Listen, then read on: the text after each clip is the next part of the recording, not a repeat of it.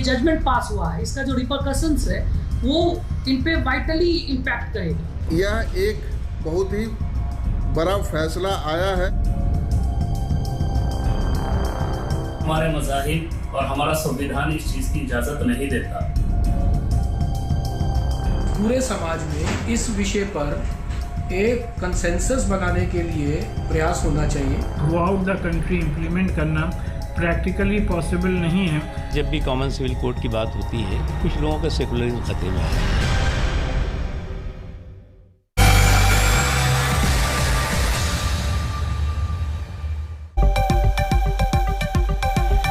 नमस्कार, शाम के 6 बजने को है। हल्ला बोल में आप सभी का स्वागत है। मैं हूं आपके साथ चित्रा त्रिपाठी।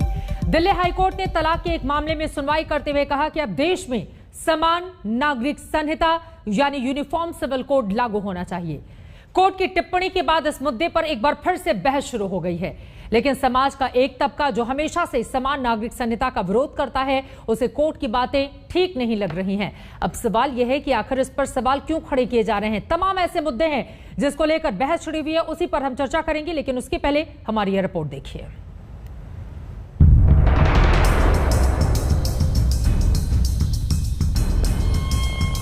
देश में यूनिफॉर्म सिविल कोड लागू होना चाहिए।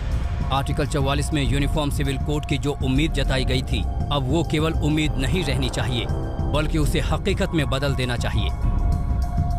दिल्ली हाईकोर्ट ने ये टिप्पणी तलाक के एक मामले में फैसला सुनाते वक्त की। दरअसल कोर्ट के सामने ये सवाल खड़ा हो गया था कि तलाक को हिंदू मैरिज एक्ट के मुताबिक माना जाए या फिर मीणा जनजाति के नियम के मुताबिक। कोर्ट ने कहा, आज का हिंदुस्तान धर्म जाति कम्युनिटी से ऊपर उठ चुका है। आधुनिक भारत में धर्म जाति की बाधाएं तेजी से टूट रही हैं। तेजी से हो रहे इस बदलाव की वजह से अंतरधार्मिक और अंतरजातीय विवाह या फिर विच्छेद यानी डाइवोर्स में दिक्कत भी आ रही है। इस लिहाज से देश में यूनिफॉर्म सिविल कोड लागू होना चाहिए।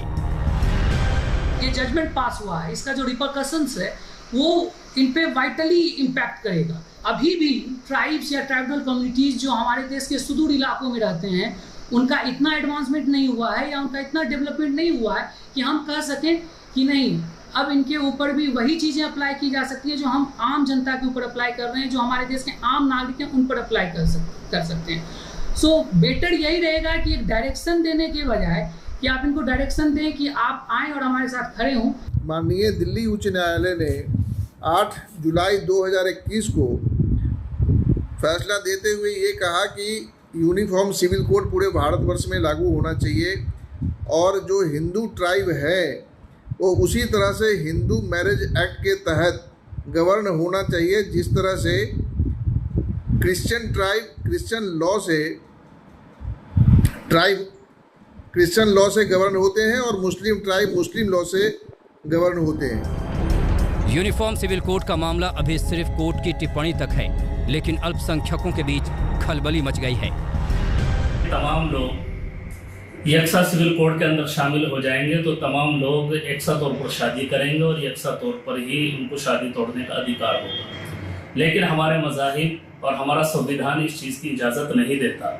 संविधान भी ये कहता है और हमारे मज़ाहिब भी ये कहते हैं कि हर आदमी को अपने मजहब पर अमल करने की आज़ादी है, वो अपने मजहब के मुताबिक शादी कर सकता है। पूरे समाज में इस विषय पर एक कंसेंसस बनाने के लिए प्रयास होना चाहिए और जिन मत पंथ संप्रदायों के अपने कानून हैं उनको भी ये समझना चाहिए कि समान नागरिक संहिता का अर्थ हिंदू कोड बिल नहीं है।